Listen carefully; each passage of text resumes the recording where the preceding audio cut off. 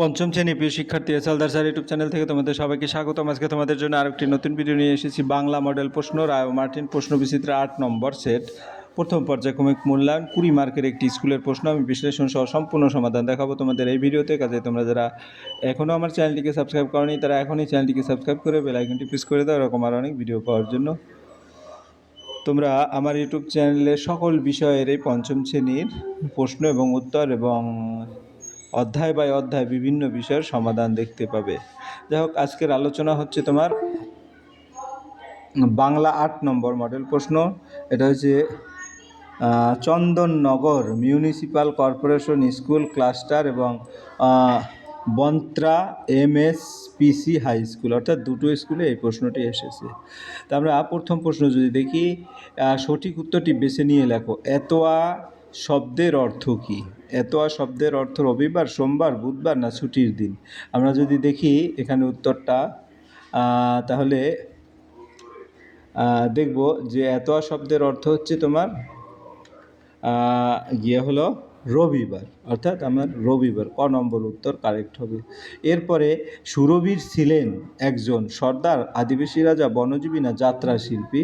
তাহলে আমরা যদি দেখি উত্তর হবে সুরবীর ছিলেন একজন আদিবাসী রাজা, অর্থাৎ খ নম্বর। গল্পে বলা হয়েছে যে এক সুরবীর আদিবাসী রাজা ছিলেন যিনি নিজের রাজ্য রক্ষার জন্য লড়াই করেছিলেন।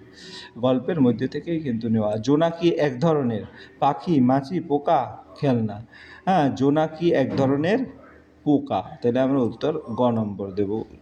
তারপরে দরবার শব্দটির অর্থ হলো দরজা, সভা, দরগা না দোকান? এটা হচ্ছে একটা সভা।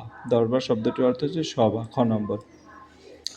এরপরে হাবু থানায় নালিশ জানাতে গিয়েছিল ভোরে, দুপুরে, বিকেলে, সন্ধ্যায়? হ্যাঁ, তাহলে হাবু নালিশ জানাতে গিয়েছিল ভোরে, অর্থাৎ ক নম্বর। কারণ কবিতার প্রথম লাইনে আছে থানায় গিয়ে সেদিন ভোরে। হ্যাঁ, কাজে আমাদের ভোরে উত্তর হবে। এরপরে হাবু থানায় গিয়েছিল বেড়াতে, অভিযোগ জানাতে, চিকিৎসা করাতে নাকি হারানো পাখি খুঁজতে? তাহলে আমরা উত্তর যদি দেখি, উত্তর হবে হলো অভিযোগ জানাতে, কারণ সে দারোগাবাবুর কাছে নিজের কষ্টের কথা বলতে গিয়েছিল। তো 1 নম্বরের প্রশ্ন হয়ে গেল। এবার 2 নম্বরের প্রশ্ন, নিজের প্রশ্নগুলো যথাযথ উত্তর দাও। গায়ের বুড়ো সর্দারের নাম কি? হ্যাঁ, তাহলে আমরা যদি গায়ের বুড়ো সর্দারের নাম মঙ্গল মুন্ডা। তিনি এতোয়ার ঠাকুরদা এবং গ্রামের পুরানো ইতিহাস জানতেন। এরপরের প্রশ্ন, ওয়েসিস শব্দটির অর্থ কী? ওয়েসিস শব্দের অর্থ হলো মরুভূমির মধ্যে জল ও সবুজে ভরা ছোট্ট আশ্রয়স্থল বা শীতল স্থান। গল্পে ছাদের মাঝে জল পাওয়ার জায়গাটিকে ওয়েসিসের সঙ্গে তুলনা করা হয়েছে। এরপর হাবু কেন কেঁদে কেঁদে মরছিল? তাই হাবু কেঁদে কেঁদে মরছিল কারণ সে তার ভাইদের সঙ্গে এক ঘরে থাকে এবং সেই ঘরে অনেকগুলো পশু পাখি রাখা হয়েছে। বরদা 7টা বেড়াল পোষে, মেজদা 8টা কুকুর পোষে, সেজদা 10টা ছাগল ঘরের মধ্যে বেঁধে রাখে। এসব পশু পাখির ভিড় ও দুর্গন্ধে ঘরের পরিবেশ খুবই অস্বস্তিকর হয়ে ওঠে। এতে হাবুর খুব কষ্ট হয় এবং সে সহ্য করতে না পেরে দুঃখে কেঁদে কেঁদে মরছিল। এরপরের প্রশ্ন, তোমার কি হলো শীতকালে কেমন হওয়া উচিত? হ্যাঁ, কেমন হাওয়া বইছে? শীতকালে উত্তরে হাওয়া বইছে, কারণ কবিতার প্রথম লাইনে বলা হয়েছে বইছে হাওয়া উত্তরে। এর থেকে বোঝা যায় শীতের সময় ঠান্ডা উত্তরের হাওয়া প্রবাহিত হচ্ছে, যা পরিবেশকে শীতল ও কাঁপুনি ধরানো করে তোলে। এরপরের প্রশ্ন, আর তার মনে নেই কখন বিমলার কথা কবির মনে থাকে না? বিমলার কথা তার পরিবারের লোকজনের মনে থাকে না যখন তারা নিজেদের কাজে বা দরকারে ব্যস্ত থাকে। শুধু কাজের সময় তাকে ডাকে, কিন্তু অন্য সময় তাকে মনে রাখে না।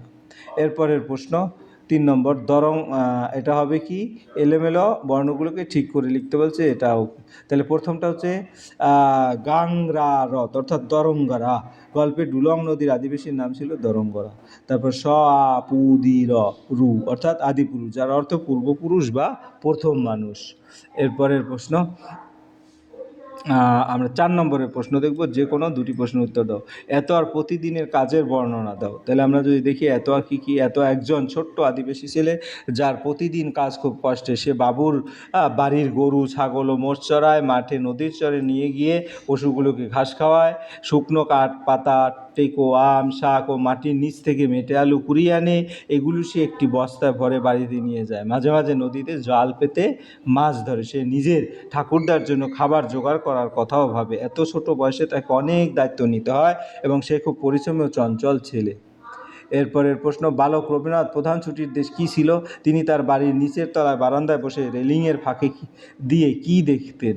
হ্যাঁ, বালক রবীন্দ্রনাথ প্রধান ছুটির দেশ ছিল বাড়ির খোলা ছাদ। ছোটোবেলা থেকে বড় হওয়া পর্যন্ত তার নানা সময় দিনগুলো ওই ছাদেই কেটেছে। ছাদে গিয়ে তিনি স্বাধীনতার আনন্দ পেতেন এবং মনে মনে যেন দূর দূরান্তে ঘুরে বেড়াতেন। তিনি তার বাড়ির নিচের তলার বারান্দায় বসে রেলিংয়ের ফাঁক দিয়ে রাস্তার লোকজনের যাতায়াত দেখতেন। এরপরের প্রশ্ন হচ্ছে, দারোগাবাবুর দেওয়া পরামর্শ হাবুর ভালো লাগেনি কেন? দারোগাবাবুর দেওয়া পরামর্শ হাবুর ভালো লাগেনি কারণ তিনি ঘরের জানলা দরজা সব সময় খুলে রাখতে বলেছেন, কিন্তু হাবুর নিজের দেড়শো পোষা পায়রা ছিল, জানলা দরজা খুলে রাখলে সেগুলো উড়ে চলে যাবে, তাই এই ভয়ে তার সেই পরামর্শ ভালো লাগেনি। এরপরের প্রশ্ন তোমার কি হলো, বিমলার ছোট্ট ভাইয়ের নাম কি এবং সে তার দাদা বেশি খাবার পাবে কেন? হ্যাঁ, বিমলার ছোট ভাইয়ের নাম হচ্ছে খোকা, হ্যাঁ, বা অবনী, এবং সে তার দাদা বেশি খাবার পায় কারণ তারা ছেলে সন্তান বলে বাড়ির সকলের বেশি আদর ও গুরুত্ব পায়, তাই তাদের বেশি করে খাওয়ানো হয়। এরপরের প্রশ্ন, তাই বুঝি বিমলার কমে গেছে দামি, বিমলার কেন এমন মনে হয়েছে? যাই হোক, এরপরে ক্রিয়াপদগুলির নিচে দাগ দাও। হঠাৎ তাদের হাঁক পৌঁছাতো, হঠাৎ তাদের হাঁক পৌঁছাতো, এখানে ক্রিয়াপদ কোনটা? এখানে পৌঁছাতো হচ্ছে ক্রিয়াপদ। পাখির কাছে ফুলের কাছে মনে কথা কই, কইটা হচ্ছে ক্রিয়াপদ। নিরাপদে তাদের শীত কাটে, এখানে কাটেটা হচ্ছে ক্রিয়াপদ। এবং ভগবানকেই ডাকে, এখানে ডাকিটা হচ্ছে ক্রিয়াপদ। এরপরে তোমার গিয়ে হলো সন্ধি করো, তৎ যোগ কর, তৎকর পদ যোগ হতি পদ্ধতি। আমরা যদি দেখি তৎ যোগ কর তৎকর, এখানে বিশেষ কোনো পরিবর্তন সরাসরি যুক্ত হচ্ছে পদ যোগ হতি পদ্ধতি, এখানে দ আর হ মিলিয়ে দয় দ হয়েছে, ব্যঞ্জন সন্ধি। এরপরের প্রশ্ন 7 নম্বর, সন্ধি করে সঠিক উত্তরটি চিহ্নিত করো। দিগ্যোগন্ত, দিগন্ত, একটা হচ্ছে দিনন্ত, একটা দিগন্ত, উত্তর হবে দিগন্ত। তারপরে ক যোগ ক সমান গ, অর্থাৎ ধ্বনি পরিবর্তন। পরিযোগ ছেদ, পরিচ্ছেদ, চ যুক্ত হয়ে ছ ছ হয়েছে, ছোট দি, ছোট যোগ দি, ছোট দি। তারপরে কোন পরিবর্তন নেই, সরাসরি যুক্ত। উদ্যোগ লাস, উল্লাস, ত যোগ ল লয় লা হচ্ছে ধ্বনি পরিবর্তন। এই ছিল তোমার টোটাল সামগ্রিক প্রশ্ন এবং তার উত্তর। আশা করি ভিডিওটি মনোযোগ সহকারে দেখলে ফুললি প্রশ্নের উত্তর ক্লিয়ার বুঝতে পারবে। পরিশেষে বলবো, ভিডিওটি দেখার জন্য অসংখ্য ধন্যবাদ। ভিডিওটি ভালো লাগলে লাইক কমেন্ট শেয়ার করতে ভুলবে না। এই পর্যন্তই, ধন্যবাদ সবাইকে।